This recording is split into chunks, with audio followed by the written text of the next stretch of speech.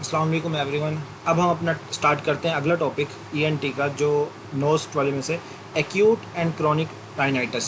देखिए, राइनाइटिस क्या चीज़ होती है? Rhinitis inflammation of nose. अब एक्यूट है जो कम टाइम के लिए होगा, क्रॉनिक जो ज़्यादा टाइम के लिए होगा। स्टार्ट करते हैं with acute rhinitis. Acute rhinitis आपको समझ आ गया ना, जो लेस दैन 2 वीक्स के लिए हो। और अब इसमें कॉजेज़ देखते हैं क्या क्या है। सबसे पहले वायरल राइनाइटिस जो मोस्ट कॉमन आता है, उसमें भी मोस्ट कॉमन है कॉमन कोल्ड, जिसे हम कॉमन नज़ला ज़ुकाम कह देते हैं, और इंग्लिश में इसे कॉमन कोल्ड या फिर कोराइजा बोलते हैं।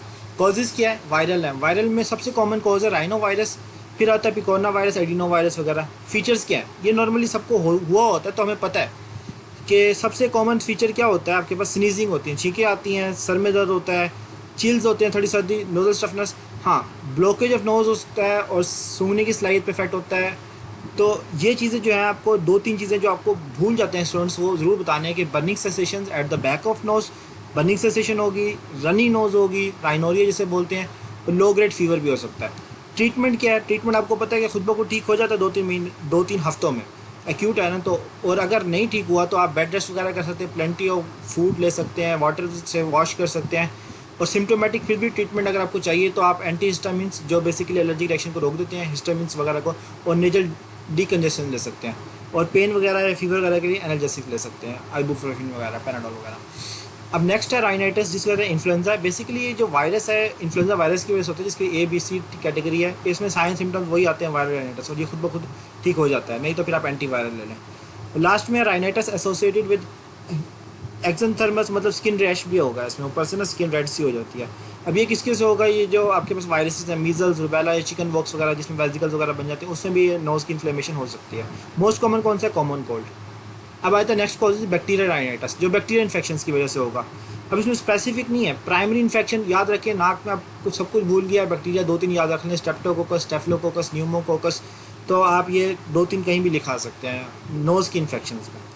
ठीक है, अब आ जाते हैं प्रेजेंटेशन। प्रेजेंटेशन क्या होगा? याद रखिएगा, इसमें भी ग्रेइश वाइटिश मेम्ब्रेन बनेगी इनसाइड ऑफ नोज। जब भी उसे खींच हटाएंगे तो आपके पास ब्लीडिंग होगी। अब इस तरह की प्रेजेंटेशन डिप्थेरिया में भी होती है। डिप्थेरिया में मोस्टली फेरिंग्स में होती है। डिप्थेरिया में भी मेम्ब्रेन बनेगी और उसको हटाएंगे, ब्लीडिंग होगी, लेकिन डिप्थेरिया की मेम्ब्रेन मोस्टली थिक होती है, और ये इन्फीरियर पोर्शन पे होती है, और ये ग्रे कलर में होती है, और ये वाइटिश सी होती है। बैक्टीरिया वाली वाइटिश सी होती है, ये ग्रेइश सी होती है। ये थोड़ी थिन होती है, इसकी मेम्ब्रेन इसकी थिक होती है।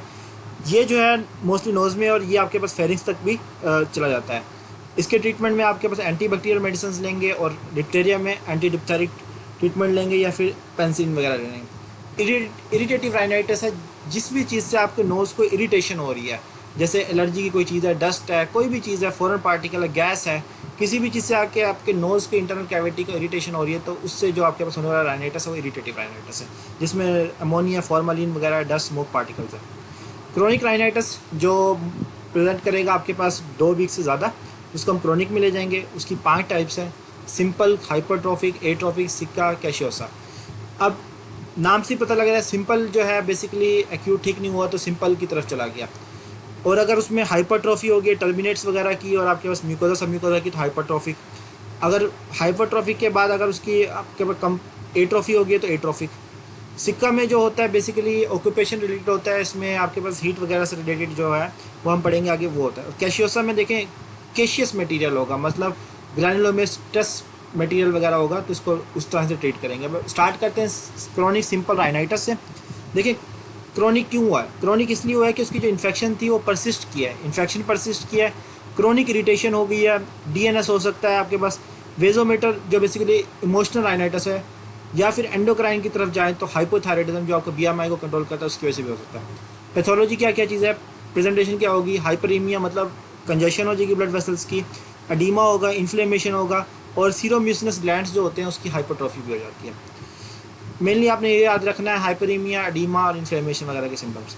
क्लिनिकल फीचर्स आपके पास क्या होंगे? क्लिनिकल फीचर्स, पेशेंट आपको प्रेजेंट किस तरह करेगा? वो कहेगा, डॉक्टर साहब नेज़ल ऑब्स्ट्रक्शन है, मतलब नाक बंद है, पानी आता है, नेज़ल डिस्चार्ज है, सर में दर्द रहता है।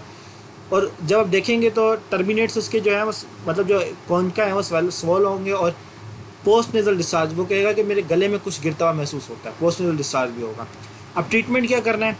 कोज को ट्रीट करें। अगर बैक्टीरिया की वजह से तो एंटी बैक्टीरियल दें, वायरल की वजह से एंटी वायरल दें, अगर डीएनएस की वजह से सर्जरी वगैरह से ट्रीट करें, अगर ओवर ड्राइनेस है तो इरीगेशन वगैरह करें, और आपके पास बैक्टीरियल के साथ कोई भी इन्फेक्शन ना हो फर्दर तो उसके लिए एंटीबायोटिक्स का ट्रीटमेंट भी कंटिन्यू रखना है। हाइपरट्रॉफिक राइनाइटिस में याद रखिएगा, हाइपरट्रॉफी मतलब क्या होता है, साइज इंक्रीज हो जाना। इसमें म्यूकोजा, सब mucosa, serum mucinous glands, periosteum और बोन्स सबकी हाइपरट्रॉफी हो सकती है। कॉज क्या हो सकता है, recurrent nasal infection, persistent nasal infection, chronic sinusitis, हाँ स्मोकिंग, इंडस्ट्रियल इरिटेंट्स, ये थोड़ा न्यू कॉज है। और इसके अलावा post prolong use of nasal drops, ये जो स्टीरॉइड ड्रॉप्स और नेजल ड्रॉप्स यूज़ की जाते हैं डीकंजेशन, इनकी वजह से भी हाइपरट्रॉफी होती है। वेजोमोटर और एलर्जिक राइनाइटिस भी हो सकता है। सिम्टम्स अगेन वही है, नेजल ऑब्स्ट्रक्शन है, थिक नेजल डिस्चार्ज है, हेडेक है, एनोजमिया वगैरह है। साइंस क्या है जो डॉक्टर खुद ऑब्जर्व करेगा, वही हाइपरट्रॉफी टर्मिनेट्स होंगे, म्यूकोजा की हाइपरट्रॉफी होगी। और हाँ, जो डिफरेंशिएटिंग पॉइंट है वो ये है कि जब आप वेजो कंस्ट्रिक्टिव ड्रग्स यूज़ करेंगे तो जो सिंपल क्रॉनिक राइनाइटिस है उसमें वेजो कंस्ट्रिक्शन यूज़ करने के बाद ड्रग्स उसकी ऑब्स्ट्रक्शन कुछ कम हो जाएगी। हाइपरट्रॉफिक में वेजो कंस्ट्रिक्शन का इतना इफेक्ट नहीं होता। उसकी वजह क्या है, उसमें हाइपरट्रॉफी हो चुकी है। उसमें सिंपली आपके पास जो सिंपल होता है उसमें हाइपरीमिया होता है, वेजो कंस्ट्रिक्शन की वजह से हाइपरीमिया ठीक भी हो सकता है। तो आपके पास सिम्टम्स उसमें रिलीव हुए तो इसमें रिलीव नहीं होते, ये डिफरेंशिएटिंग पॉइंट है। ट्रीटमेंट क्या करेंगे, जाहिर है जिसकी हाइपरट्रॉफी है उसको ठीक करेंगे, मोस्टली टर्मिनेट्स की होती है। तो टर्मिनेट्स की हाइपरट्रॉफी के लिए मुख्तलिफ मेथड हैं, कोटरी मेथड है, सबम्यूकोजल डायथर्मी है, क्रायो सर्जरी है। कोटरी में आपके पास इलेक्ट्रिकल मेथड होता है, क्रायो सर्जरी में आप फ्रीजिंग से करते हैं, जो कट भी कर सकते हैं पार्शियल और कंप्लीट, और ऐसा मार्क का ऑपरेशन भी कर सकते हैं, लेज़र से भी कर सकते हैं। कंपनसेटरी जो है ये छोटा सा टॉपिक है, ये वैसे आता कम है लेकिन आप समझ लें, जिन पेशेंट्स में डीएनएस होता है, डिविएटेड नेजल सेप्टम होता है, उसमें जिस साइड पे डिविएशन होती है उस साइड की कैविटी छोटी हो जाती है और उसके ऑपोजिट वाली कैविटी ज़रूरत से ज़्यादा बड़ी हो जाती है। तो एक ज़रूरत से ज़्यादा छोटी, एक बड़ी, जो बड़ी होती है उसमें हमारे पास क्या हो जाती है, हाइपरट्रॉफी हो जाती है, कंपनसेटरी हाइपरट्रॉफी बोलते हैं। अब इसका ट्रीटमेंट ये नहीं है कि आप सिंपली डीएनएस ठीक कर दें, उससे कुछ नहीं होगा।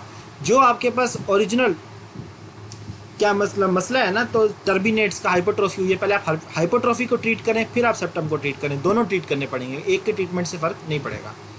अब आया था एट्रोफिक राइनाइटिस, ये एग्जाम व्यू के हिसाब से ये इंपॉर्टेंट टॉपिक है, अक्सर रिपीट हुआ हुआ क्वेश्चन।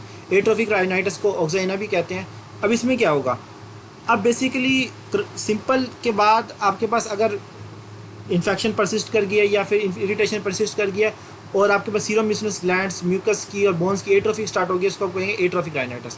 अब उसमें होगा क्या, इन्फेक्शन वगैरह की वजह से उसमें क्या होगा, आपके पास जो है क्रस्ट बन सकती है, स्मेल आएगी, और जो मतलब बहुत ज़्यादा स्मेल आएगी। इसका जो मेन साइन है वो स्मेल है, फाउल स्मेल आएगी और आपके पास क्रस्ट बन जाते हैं।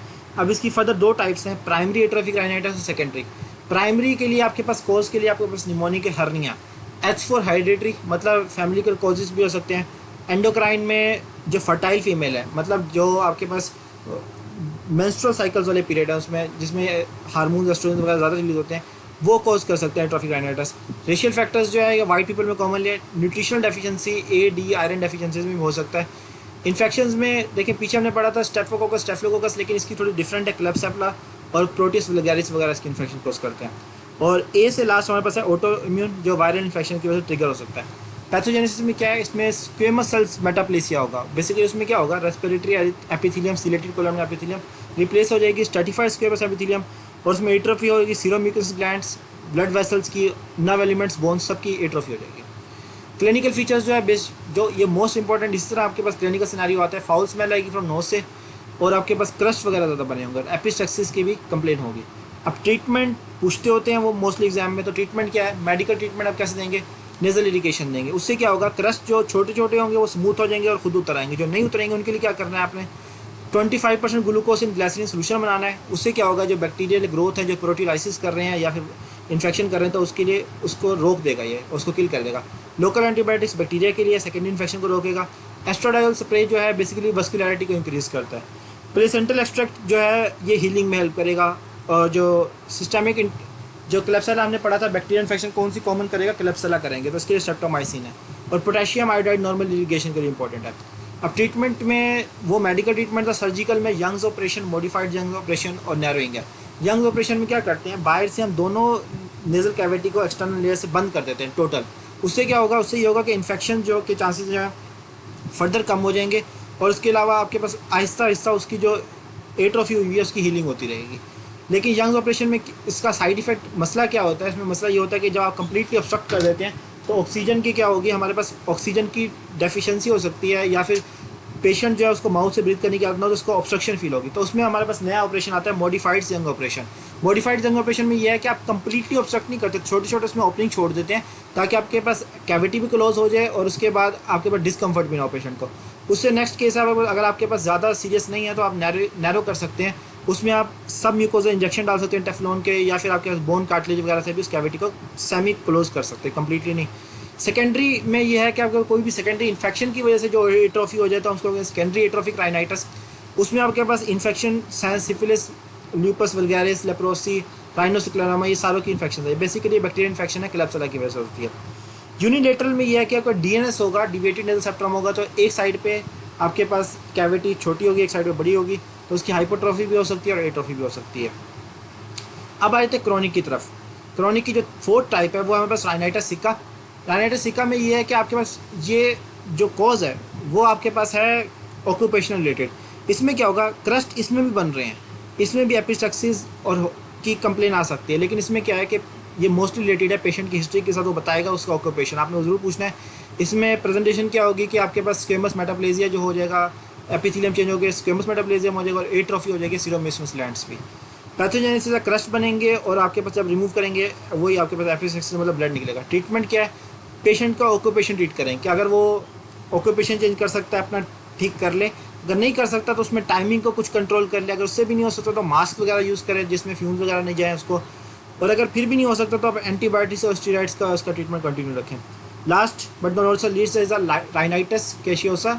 इसमें बेसिकली केशियोसा क्या होता है, केशियस मटेरियल बन जाएगा, चीज़ लाइक मटेरियल बन जाएगा, तो नोज़ के अंदर ना चीज़ लाइक मटेरियल होगा और प्यूरेंट डिस्चार्ज होगा।